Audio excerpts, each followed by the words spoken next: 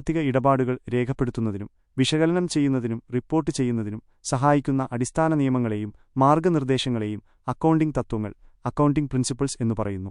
മലയാളത്തിൽ ഇതിനെ അക്കൗണ്ടിംഗ് തത്വങ്ങൾ എന്നു തന്നെ പറയാം. ഈ തത്വങ്ങൾ സാമ്പത്തിക വിവരങ്ങൾക്ക് സ്ഥിരതയും താരതമ്യം ചെയ്യാനുള്ള കഴിവും കമ്പാരബിലിറ്റി, വിശ്വസനീയതയും റിലയബിലിറ്റി ഉറപ്പാക്കുന്നു. ഇത് ഉപയോക്താക്കൾക്ക്, ഉടമകൾ, നിക്ഷേപകർ, ബാങ്കുകൾ, സർക്കാർ, ഒരു സ്ഥാപനത്തിന്റെ സാമ്പത്തിക നിലയെക്കുറിച്ച് വ്യക്തമായ ചിത്രം നൽകാൻ സഹായിക്കുന്നു. പൊതുവായി അംഗീകരിക്കപ്പെട്ട അക്കൗണ്ടിംഗ് തത്വങ്ങൾ, generally accepted accounting principles (GAAP) എന്നൊരു കൂട്ടം നിയമങ്ങളാണ് പല രാജ്യങ്ങളിലും പിന്തുടരുന്നത്. ചില പ്രധാന അക്കൗണ്ടിംഗ് തത്വങ്ങൾ താഴെ നൽകുന്നു.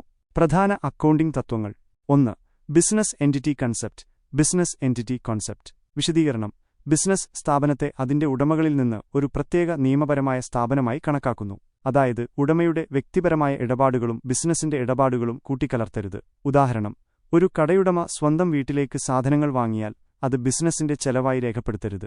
2. Money measurement concept. Money measurement concept. വിശദീകരണം: പണത്തിന്റെ രൂപത്തിൽ അളക്കാൻ കഴിയുന്ന ഇടപാടുകൾ മാത്രമേ അക്കൗണ്ടിംഗിൽ രേഖപ്പെടുത്തൂ. ഉദാഹരണം: തൊഴിലാളികളുടെ കാര്യക്ഷമത, മാനേജരുടെ കഴിവ് എന്നിവ പണത്തിന്റെ രൂപത്തിൽ അളക്കാൻ കഴിയാത്തതുകൊണ്ട് അക്കൗണ്ടുകളിൽ നേരിട്ട് രേഖപ്പെടുത്താറില്ല. 3.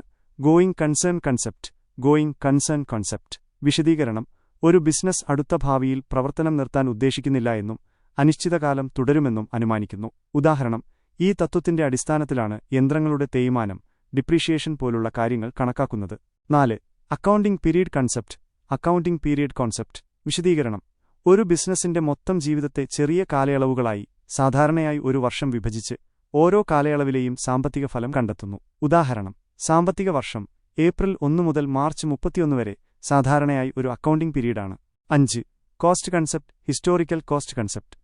Cost concept. Historical cost concept. വിശദീകരണം: ആസ്തികൾ, ആസറ്റ്സ്, അവ വാങ്ങിയ വിലയിൽ അല്ലെങ്കിൽ അവയെ സ്വന്തമാക്കാൻ ചെലവായ വിലയിൽ രേഖപ്പെടുത്തണം. ഉദാഹരണം: ഒരു യന്ത്രം വാങ്ങിയ വില $10,000 ആണെങ്കിൽ അതിന്റെ ഇപ്പോഴത്തെ വിപണി മൂല്യം $12,000 ആണെങ്കിൽ പോലും അക്കൗണ്ടിൽ $10,000 എന്ന് തന്നെ രേഖപ്പെടുത്തുന്നു.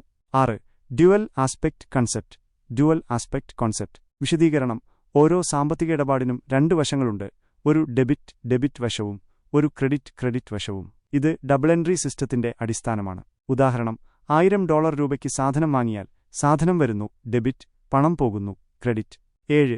Revenue recognition concept.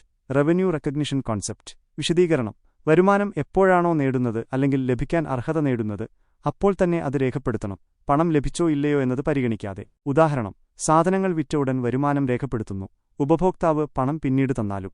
8. Matching concept. Matching concept. വിശദീകരണം: ഒരു നിശ്ചിത കാലയളവിലെ വരുമാനം നേടുന്നതിനായി ഉണ്ടായ എല്ലാ ചിലവുകളും ആ വരുമാനത്തോടൊപ്പം തന്നെ രേഖപ്പെടുത്തണം. ഉദാഹരണം: ഒരു വർഷത്തെ വിൽപ്പന വരുമാനം കാണിക്കുമ്പോൾ ആ വിൽപ്പനയ്ക്ക് വേണ്ടിവന്ന ഉൽപ്പാദന ചെലവുകൾ, ശമ്പളം, വാടക തുടങ്ങിയ ചിലവുകളും ആ വർഷം തന്നെ രേഖപ്പെടുത്തുന്നു. 9. Full disclosure principle. Full disclosure principle. വിശദീകരണം: ഒരു ബിസിനസിന്റെ സാമ്പത്തിക നിലയെയും പ്രവർത്തനങ്ങളെയും കുറിച്ച് അറിയാൻ ആവശ്യമായ എല്ലാ പ്രധാന വിവരങ്ങളും സാമ്പത്തിക പ്രസ്താവനകളിൽ വെളിപ്പെടുത്തണം. ഉദാഹരണം: കമ്പനിക്കെതിരായ ഏതെങ്കിലും പ്രധാന കേസുകൾ അല്ലെങ്കിൽ വായ്പകളുടെ വിശദാംശങ്ങൾ സാമ്പത്തിക റിപ്പോർട്ടുകളിൽ വെളിപ്പെടുത്തണം. 10. Consistency principle.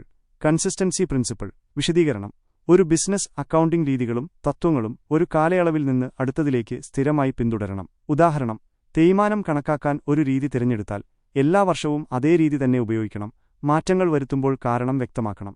11. Conservatism principle. Conservatism principle. വിശദീകരണം: ഭാവിയിലുണ്ടാകാൻ സാധ്യതയുള്ള നഷ്ടങ്ങളെ മുൻകൂട്ടി കാണുകയും രേഖപ്പെടുത്തുകയും ചെയ്യുക, എന്നാൽ ഭാവിയിലുണ്ടാകാൻ സാധ്യതയുള്ള ലാഭങ്ങൾ മുൻകൂട്ടി രേഖപ്പെടുത്തരുത്. സംശയകരമായ സാഹചര്യങ്ങളിൽ ഏറ്റവും സുരക്ഷിതമായ മാർഗം തിരഞ്ഞെടുക്കുക. ഉദാഹരണം: കിട്ടാക്കടത്തിന് സാധ്യതയുണ്ടെങ്കിൽ അതിനൊരു പ്രൊവിഷൻ സമ്പാദ്യമുണ്ടാക്കുന്നു, പക്ഷേ ഭാവിയിൽ ഒരു വലിയ ഓർഡർ കിട്ടാൻ സാധ്യതയുണ്ടെന്ന് കരുതി അത് ലാഭമായി കണക്കാക്കുന്നില്ല. ഈ തത്വങ്ങൾ അക്കൗണ്ടിംഗിന് ഒരു അടിസ്ഥാന ചട്ടക്കൂട് നൽകുകയും സാമ്പത്തിക വിവരങ്ങൾ കൂടുതൽ വിശ്വാസയോഗ്യവും ഉപയോഗപ്രദവുമാക്കാൻ